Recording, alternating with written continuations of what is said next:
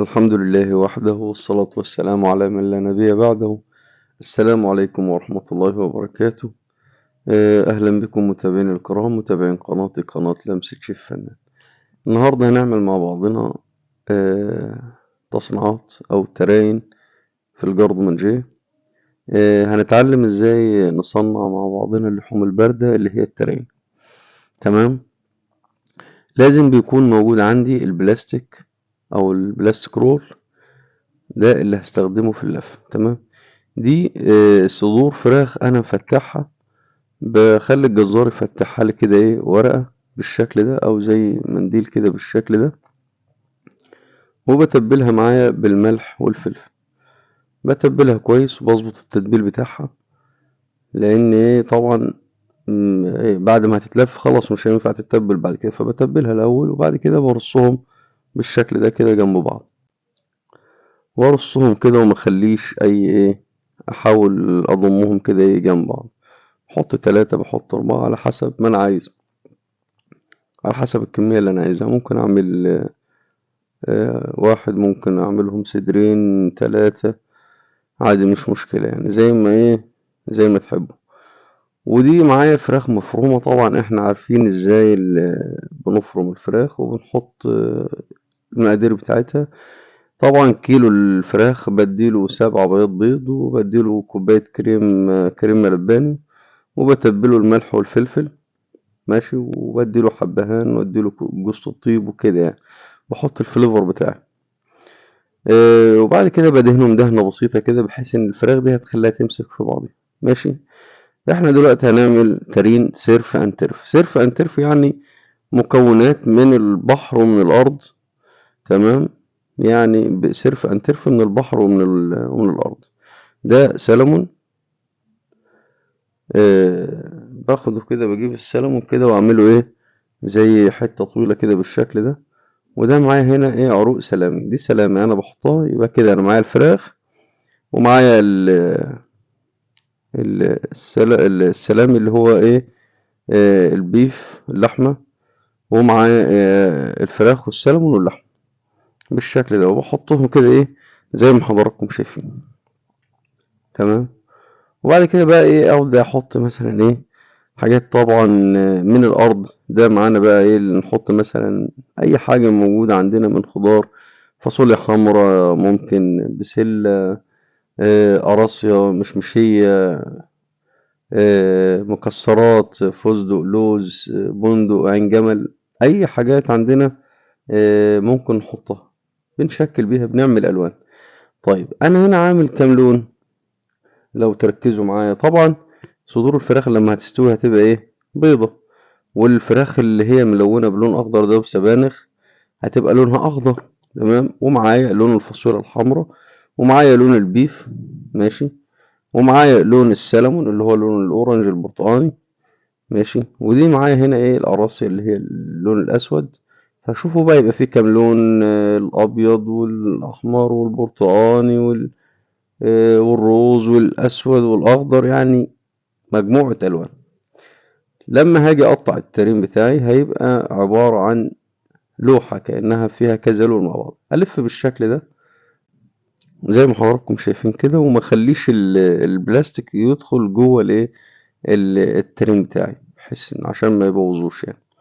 وبحط الجنب ده من هنا والجنب ده من هنا البلاستيك الزيادة، وببدأ ايه ألف الترين. وأنا ألف بإحكام كويس، أحكمه كويس بحيث إن ايه، وببدأ أضغط من الجنبين كده علشان الحشوة ما تسرحش مني لبره أو ما تخرجش مني ماشي. وكله وافضل، ودايما وانا بلف اضم الايه الترين، اضم البلاستيك الزايد من الجنبين. اتلف معانا بقى بالشكل ده زي ما حضراتكم شايفين كده، ويكون محكم كويس ومقفول كويس من الجنبين علشان ما تطلعش منها الحشوات.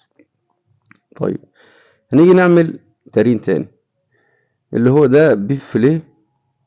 بجيبه بخلي الجزار او انا بفتحه ورقة بالشكل ده. تمام تمام. بيكون ايه رقيق، يعني حاجة رقيقة، اخليه رقيق على قد ما اقدر. وبتبله ملح وفلفل. بيف فيليه طبعا عشان بيكون طري، يعني حتة اللحمة بتاعت البيف فيليه بتكون طرية. بتبل ملح وفلفل أبيض أو فلفل أسود عادي المتوفر عندنا. ماشي. اقلب من على الجنب التاني، انا تبلت الجنب واقلب الجنب التاني برضو، واتبل بالملح والفلفل بالشكل ده، وبعد كده ادعكه كويس. ماشي.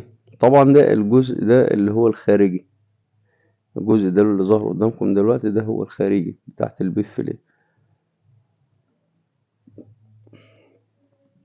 نقلبها بقى، نخليها على الوش الداخلي ده بتاعت البيف فيليه، وبعد كده ايه نبدأ ندي الحشوات بتاعتنا. طيب انا هعمل ايه؟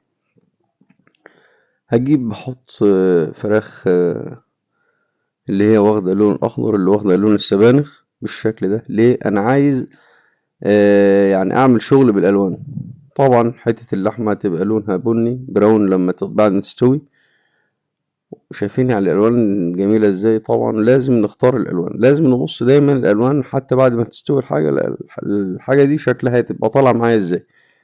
لازم دايما اعمل تنسيق الوان، لازم تكون في الوان معايا كتير، خاصة ان شغل الجارد من جي الالوان بتفرق فيه. دايما قسم الجارد من جي فيه الوان كتير، لازم اشكل الوان. ماشي. وفي نفس الوقت احط الوان كلها تكون مناسبة مع بعضها. طيب هنا احنا حطينا اللحمة اللي هي تبقى لونها بني بعد ما تستوي، هي دلوقتي حمرا بس بعد ما تستوي تبقى بني. انا عايز الشكل النهائي في الاخر، يعني الشكل النهائي يكون في الاخر ايه. وحطينا طبعا الفراخ اللي هي هتبقى لونها اخضر، وهنا طبعا المشمشية دي هتبقى لونها اللون البرتقاني، وهنا ده القراصية هتبقى اللون الأسود. ماشي. طبعا احنا عرفنا الترين اللي فات اللي هو السيرف أند ترف. سيرف أند ترف يعني من البحر والأرض، مكونات من البحر والأرض بتتجمع مع بعضها. ماشي. هتقول لي هو ينفع سمك مع لحمة مع فراخ؟ اه عادي ينفع، مفيش مشكلة. تمام. حطينا البيف، حطينا هنا فاصوليا حمرا. ماشي. عادي ولو في فاصوليا بيضة عادي ممكن تحط فاصوليا بيضة، مفيش مشاكل، بس مينفعش احطها مع فراخ تكون بيضة يعني، عشان هتبقى لونها أبيض. وحطينا الجزر. ماشي. بالشكل ده. وحطينا الايه الفاصوليا الحمرا، ونبدأ نلف. ماشي. اخلي بالي ان انا يعني اضغط كويس بحيث ان انا احكم الحشوات، وبعد كده اخرج البلاستيك وابدأ الف، واضم الجنبين بالشكل ده زي ما حضراتكم شايفين.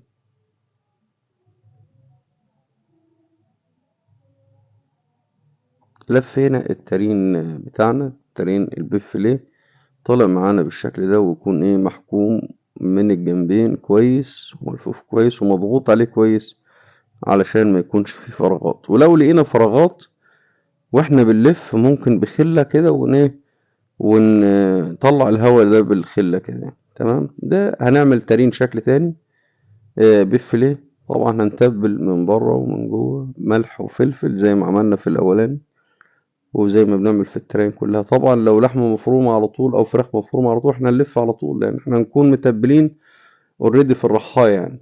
تمام. في الكبة. ماشي. لكن دي طبعا حتة لحمة سليمة احنا مش هينفع نفرمها، احنا عايزينها بشكلها ده كده، عايزينها تطلع بشكلها ده. طيب احنا هنا بقى غيرنا الفراخ وجبنا فراخ مفرومة بس بلونها الطبيعي، لونها الابيض. ماشي. طيب انا عشان اشكل ترين وارسم ترين ويطلع معايا شكله حلو وحاجة مرسومة، انا دلوقتي بلف بيف فيليه. البيف فيليه ده بعد ما يستوي هيبقى لونه البراون البني. ماشي.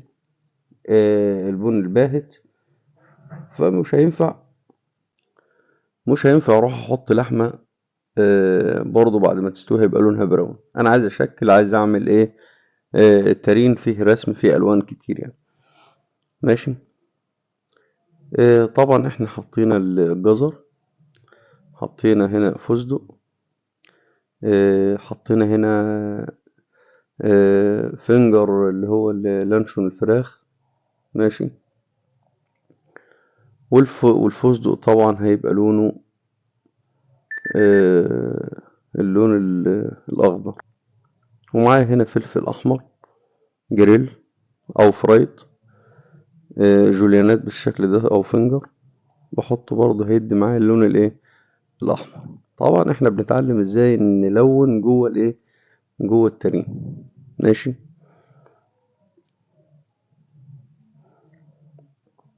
على قد ما اقدر احط الوان احط. هنا ده سلامي كاريه، وفي نفس الوقت برضو الحشو ما تكونش حاجات كتير بحيث ان ايه تتلف مني. طيب حد يسأل مثلا طب انت ليه حطيت الفراخ المفرومة؟ طب ليه ما ينفع تلف الترين على كده؟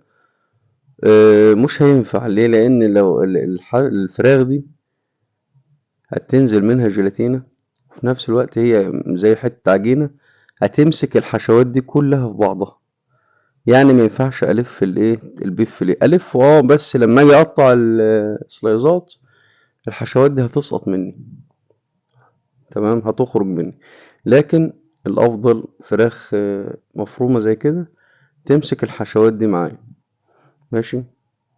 وانا بلف طبعا اي حشوة هتخرج بايه بحطها تاني، بدخلها تاني، وبلف بالبلاستيك كده بالشكل ده. وبعد كده اتني معايا الجوانب، جوانب البلاستيك بالشكل ده، والف.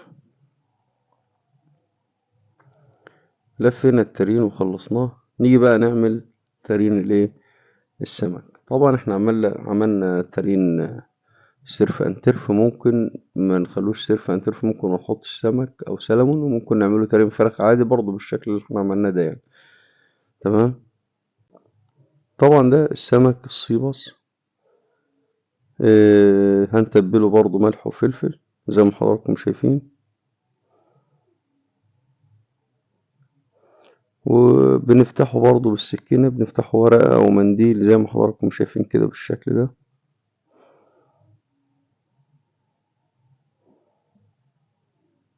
ونتبل ملح وفلفل برضه.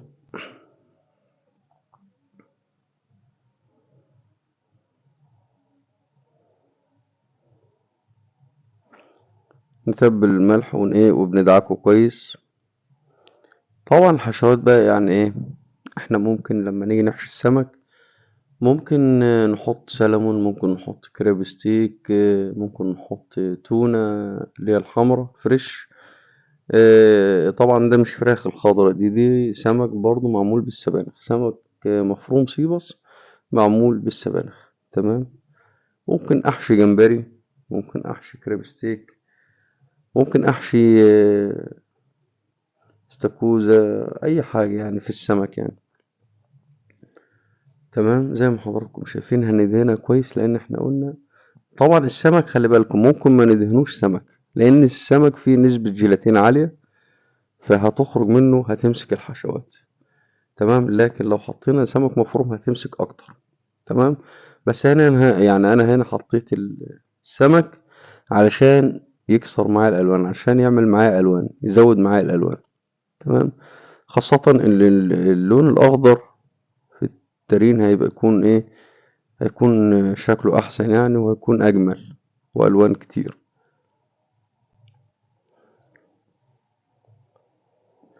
يبقى هنا حطينا السمك، معانا الكرب ستيك بلونه الأحمر مع الأبيض، معانا السلمون الفريش، ومعانا السمك المفروم الأخضر، ومعانا السمك هيبقى لونه أبيض لما يخرج. ماشي.